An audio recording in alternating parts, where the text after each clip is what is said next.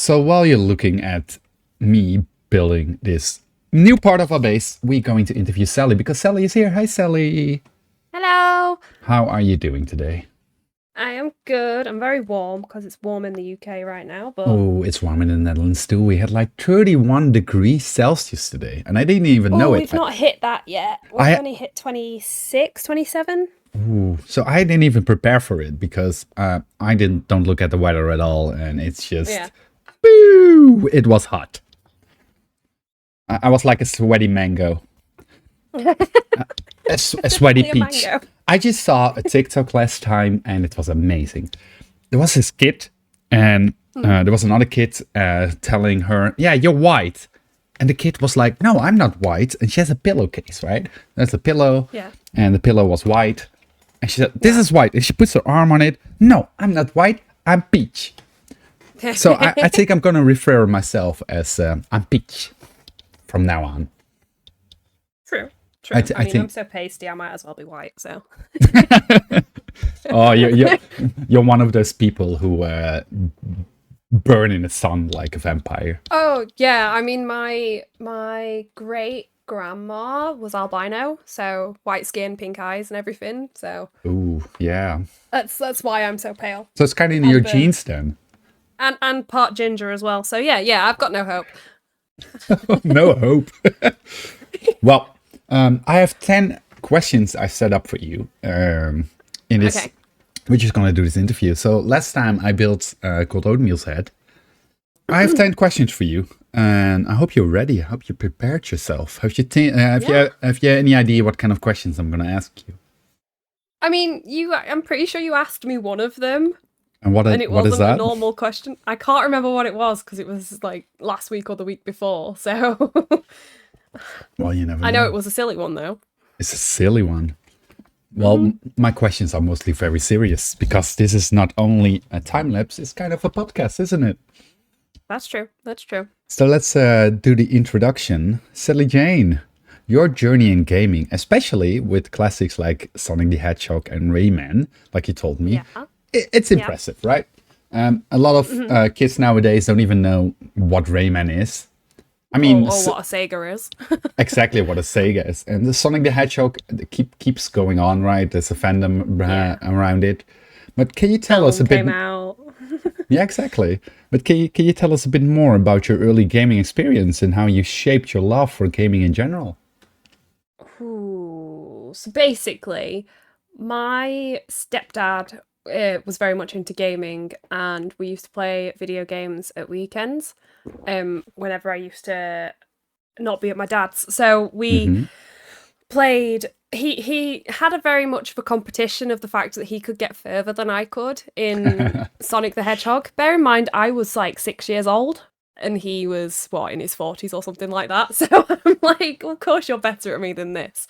But then kind of just carried on from there. When PlayStation 2 came out, I got one of them and started playing like the typical PlayStation 2 games, like iToy and stuff like that. And then when I was 14, I got a PlayStation 3, and that's really when it started to I really like gaming, sort of became a thing. I mean, I used to play Lego games, so like Lego Harry Potter and stuff like that, more so than anything else. Until I got my PlayStation 4 and I met my boyfriend and we started playing GTA and Skyrim and what's that game? Horizon Zero Dawn. Ooh, good one. I can never remember the order of the words for that game. Horizon Zero Dawn, yeah. Yeah. It's a good game. More like open world games like that. Skyrim is still a really great game. I like playing Skyrim. You ever finished Skyrim? Yeah. Twice. I finished it twice. Damn, you're one of the... Once on the PlayStation 3, once on the PlayStation 4. Yeah, one of the 20% who finished Skyrim. Well, my boyfriend's just finished it for the 4th time. So mostly what I think about, the first thing that comes to mind is... you're talking about your dad challenging you, right? Yeah. It kind of makes me think about if I play with my niece or something like that, and I'm playing like a racing game, I just give her a controller that isn't connected. No, he never did that. He wanted to see how badly I did. Oh, okay. But it was, so there was also, on the Sega, there was a Lion King game, which was really difficult to do. It was like one of those. Oh, I remember that like, one, I think. Yeah, you're like the second level. It's like the Freddy is Fish playing- era. Yeah, I think so. Yeah, it's like the second level is playing. It's like a platform game. Can't wait to be king in the background, and you're having to jump on like giraffes' heads. And Oh, that monkeys was and the all that worst sort of part. thing. I'm putting like That on the was screen horrible. right now. It was so bad. It was so hard to do. I remember But- that one. Like neither of us could do it. We could never get past it, and that was only the second level. So we keep saying that we're gonna put the Sega back in if we can and try and do it again. Now I'm older. I remember cheering for myself so hard that my mother was like, "What is happening?" Because I finally finished that level, and I think it was when my we nephew only did it like once or twice. Oh, look at that! So you told me about your Minecraft passion, right? You mentioned that you briefly played Minecraft in its early days, but truly you dove into it during the lockdown of 2021. So what drew you back to Minecraft, and what about the game keeps you so engaged to it? So actually, it was my friend. He convinced me to buy the game on my PlayStation 4. I was like, I already had played it before, but I didn't know that it had updated so much. So I didn't know the world was infinite. I didn't know the textures were 1,000,000 times better, things like that. I didn't even know the Nether existed, or the End, or the Ender Dragon until I started playing this time round. So I was very surprised once I started like learning more about it. So I bought the game, played with him once, and then basically never stopped. So I think that was like early 2021, so like January, February time. Yeah. And during that year, I racked up, because my PlayStation told me this, 1,500 hours on Minecraft, which is I think it's about a solid month of game time in a year on Minecraft. Ooh, how do you... And I had a full-time job as well, so... That's Bedrock then, you can see it, right? Can you see it on Java?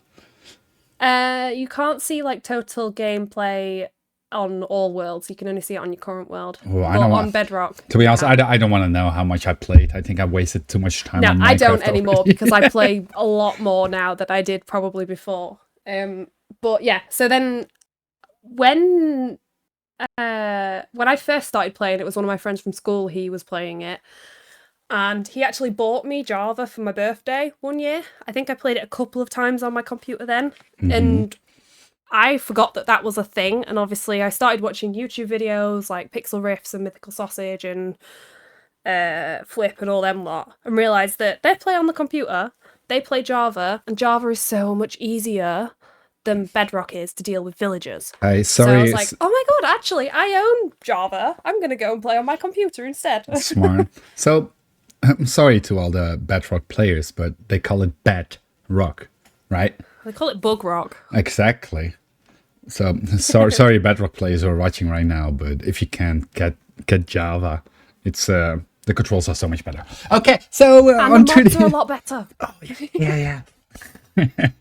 So, you told me like around January 2022, you made the exciting decision to start creating Minecraft videos for the world to see. Yes. And can you share what inspires you to become a content creator? And what do you think? How did your journey get so far? So it's not too long, but no, it's what, a year and 9 months. How is it? How is it for you? Like you joined Zetacraft, and how was it for you? Oh, I am very glad I joined Zetacraft, because I met you and Dio and Ricky and everybody else, and like it's really fun being on Zetacraft. I was debating making a YouTube channel probably from, I don't know, like October of the year before, and just trying to figure out what I wanted to do, because I'd basically been binge watching like all the Empire's crew, because they started Empire Season 1. I was watching some Hermitcraft videos, not a lot of Hermitcraft until recently, to be honest. Like Flip and Joel's Hardcore World and all those kind of things, and I was like, I want to do that. That looks fun. So I spent probably a month or so researching how easy it was to actually create videos in Minecraft, because obviously I had to figure out how to do replay mod and stuff like that. We didn't have to, but I wanted to, because, I mean, that's the best way to show a build, really, isn't it, when you're building it, instead of just jumping around. Yeah. And then in the January, I was like, right, I'm going to do it. I'm going to record my first video. And I did. And that video actually has the most views on my channel, which makes sense because it's been around for a year and a half. It's got 5,000 views. I don't know. Oh, wow. Something like that. I wish the number of views on that was the number of subscribers I have, but unfortunately it's not. It happens. Like, most of my videos get more views than I have subscribers, so don't worry about that. True. That's true. That's just what happens, though, isn't it? So can we get a little bit more personal here? Okay. So you're vibrant and ever-changing hair color, right? Are quite the trademark. Yeah. But what's the story behind your colored hair journey? And does this color have any special meaning or significance to you? So my current hair color is half red, half black. Although at the moment the red's a bit more orangey because I need to re-dye it. But I was and still am quite a gothic person. So in secondary school I dyed my hair black, which was the first like non-naturally colour that I dyed it. So it used to be like my natural hair colour is some sort of like a mousy brown that's like that brownish greyish colour. The first colour I actually dyed it was sort of like a more reddy brown, so more of like a auburn type colour. But then I dyed it black and had it black for about 2 years until my year 11 prom when I was 16 and had it dyed back to brown. And then when I started sixth form, when we could have unnatural hair colours, I dyed it red. So red is my favourite colour, as people can probably tell from my logo and hair and base and stuff like that. Red's normally the colour that I go for if I'm picking a colour. So I've bounced around with different colours throughout university and stuff like that. So I've been purple, blue, red, black, red and black twice. So I was red and black a while ago. Now I'm red and black again. And I also tried to dye my hair purple, blue, teal, and like a dark blue all at the same time. Ooh. That didn't go very well, I'm not gonna lie. But that was just before lockdown. Or just after lockdown, I can't remember. Now, it was a while ago. Oh, yeah. But yeah, it's just a good way of self-expression. Plus I don't like my natural hair colour, so. Okay, I'm gonna take a quick break here because we are at the fourth question. We just did that. How do you like it so far? It's good. Yeah, you like the flow? I seriously think about why I have my hair different colours. I don't. I just randomly do it. Yeah, but you make a decision, right? Yeah, and a decision comes from something. Well. Yeah. Think about that. I'll be right back. See it. So grab yourself a drink if you don't have one. I'm gonna grab a new drink for myself. Oh yeah, true. Let me go for my water bottle.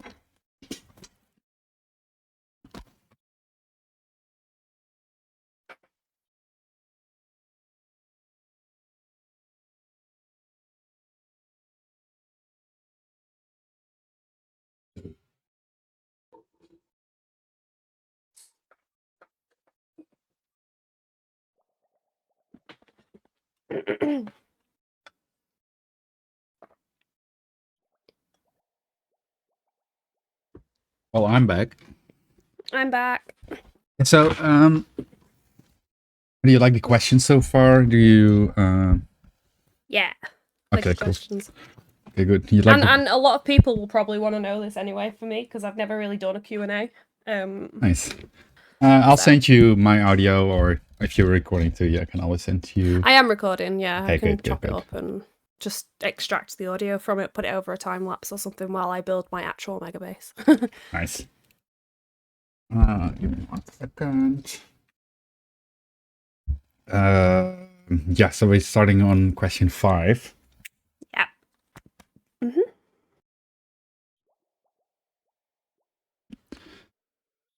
I'm going to loop back a little bit. I'm going to make a cut here. Okay. Because of what you told me. Yeah. I want to, like, I have questions ready, but if you tell me something that I find interesting, I'll keep going on it. Yeah. Yeah. So you told me that you're goth. Yeah. How was that for you? How is that for you? And because I'm a bit of the alternative scene. I like metal. I like rock, Yeah. you know, and knowing that it's something that a lot of people don't get, right? Yeah, especially when I was growing up at school. So I kind of started getting into that kind of style when I was probably about 14, 15, kind of like the typical teenage years. Everyone's like, oh, it's just a phase, you'll grow out of it. I'm 26, I haven't grown out of it. It's kind of not a phase anymore. So did kind of get a little bit picked on when I was at school. Like, oh, you're such an emo. I bet you're like so like depressed all the time and stuff like that. Exactly. And that's just how they were. I mean, I did have depression in school, but that's besides the point. That's nothing to do with my style. So it was just one of those things that Yeah, but as I've got older, it's something. Can I jump in real quick? Something that what I've noticed a lot, like me listening to metal and going on with my group of people who were alternative, is they're all very close to their emotions, right? Yeah. I think that also creates the style that you then go with. Yeah. Yeah, because that's what I was going to say. Like, as I've got older, I've sort of found my style more instead of just like trying to find stuff that I thought was gothic. Whereas now I'm like, oh, that's actually how I want to look. That's how I dress. So like right now I have red and black tights on, which is like one leg red and one leg black. Nice. Like I never would have done that at school because I'd have been more self-conscious. Whereas now I'm more like, this is me. This is my style. So that's also for like a little bit to younger people. Like, you shouldn't care what other people think. Just, I know it's going to be hard and people might say names or be annoying to you, but just be yourself. And I think that makes you a better person than anybody who isn't, right? Yeah. Being yourself is the most important thing. Exactly. So that's where your unique style comes from. As I've grown up. Yeah. Exactly. Thank you. So, let's talk about education and gaming, right? Okay. So you achieved a degree in mathematics and you have a master's in data analytics.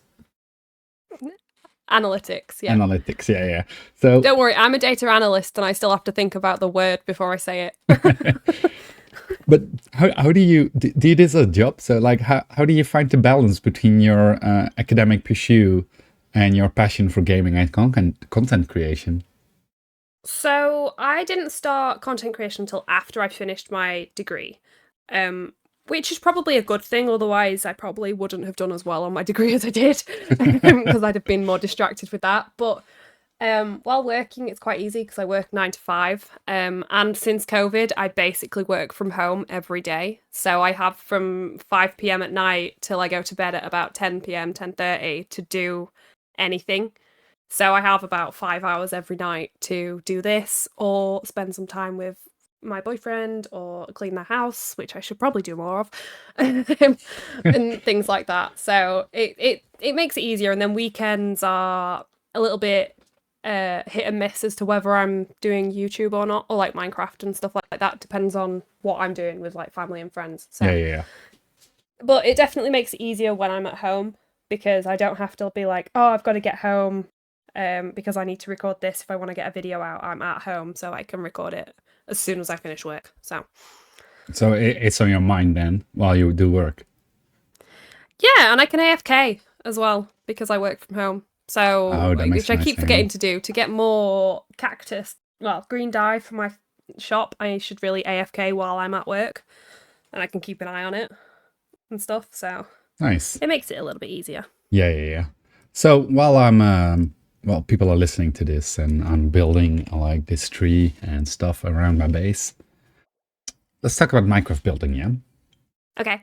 So tell us a bit about your favorite type of Minecraft build and any building project you're particularly proud of.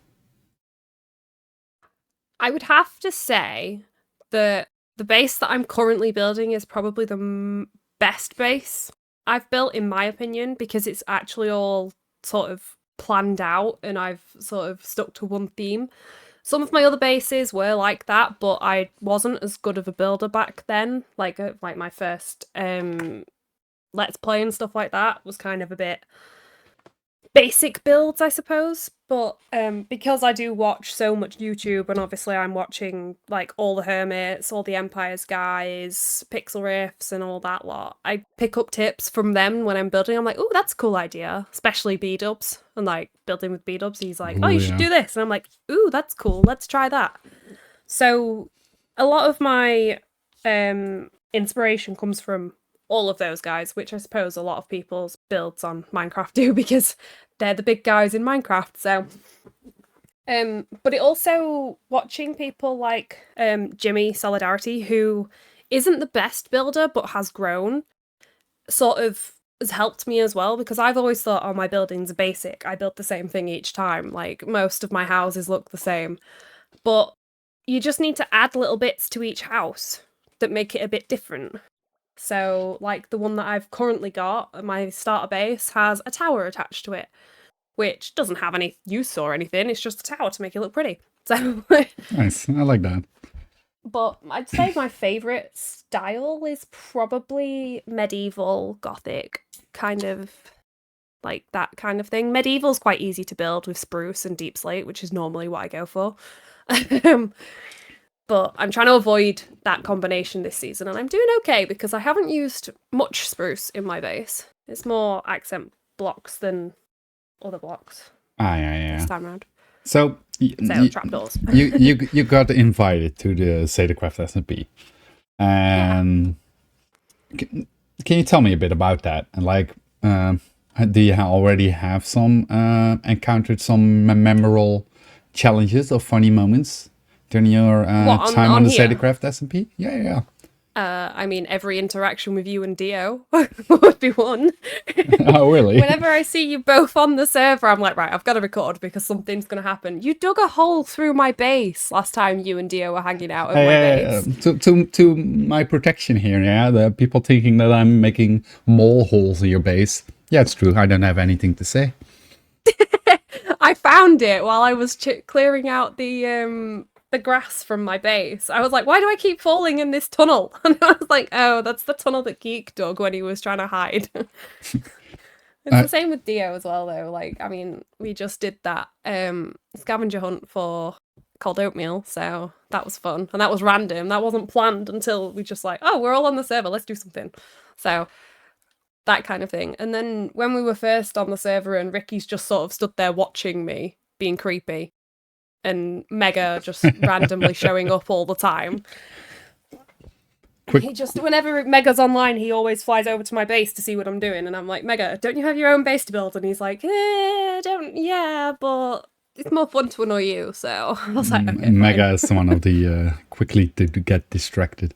Quick question. Yeah. Can you hear yourself through my mic? A little bit, but only when I'm talking loudly. That's weird because I'm wearing headphones. Okay, I hope it doesn't pick up. I see it in my recording software going up a little bit, but I don't know why that is happening. Like, I'm wearing freaking headphones. Okay, so let's talk about gaming goals. Okay. Are you ready for that? Oh God, yeah, sure. So you started this journey as a content creator.